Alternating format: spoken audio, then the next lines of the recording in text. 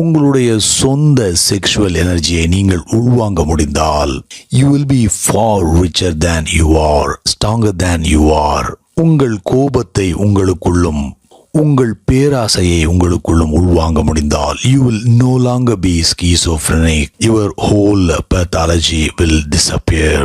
நீங்கள் இனி ஒரு மனச்சிதைவு நோயாளியாக இருக்க மாட்டீர்கள். நீங்கள் முழுமையாகவும் ஆரோக்கியமாகவும் இருப்பீர்கள். ஒளியால் சூழப்பட்டிருப்பீர்கள். எங்கு சென்றாலும் கணிசமான அளவு அமைதியை சுமந்து செல்வீர்கள். ஏனென்றால் உங்களுக்குள் எந்த கான்ஃப்ளிக்டும் இருக்காது. Being playful is one of the great secrets of inner transformation. விளையாட்டுத்தனமாக இருக்க கற்றுக்கொள்ளுங்கள். உங்கள் வாழ்க்கையிலிருந்து எல்லா சீரியஸ்னஸும் மறைந்துவிட்டால் you are religious.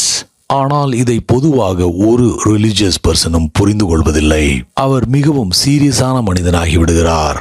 நம்மை நரகத்திற்கு போக வேண்டிய மனிதன் என்பது போல பார்க்கிறார். அவர் நடக்கும்போது கர்வத்தோடு நிமிர்ந்து நடக்கிறார். அவர் நம்மை விட புனிதமானவர், நம்மை விட உயர்ந்தவர், அவர் ரட்சிக்கப்பட்டவர், நாம் எல்லோரும் சபிக்கப்பட்டவர்கள் என்று அவர் நினைப்பதை அவரது கண்களே காட்டிக் கொடுக்கும். அவர் வழிபாட்டு தலங்களுக்கு செல்வது, அவரது பிரார்த்தனை, அவரது சடங்கு எல்லாமே சீரியஸான அஃபேர் தான். அவர் அதை விளையாட்டாக எடுத்துக்கொள்வதில்லை. இந்த விளையாட்டுத்தனம் உங்களுக்கு தெரியவில்லை என்றால் பிரார்த்தனையை அறிந்து கொள்ள முடியாது.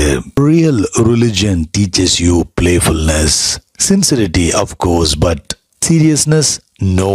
Authenticity of course, but seriousness no.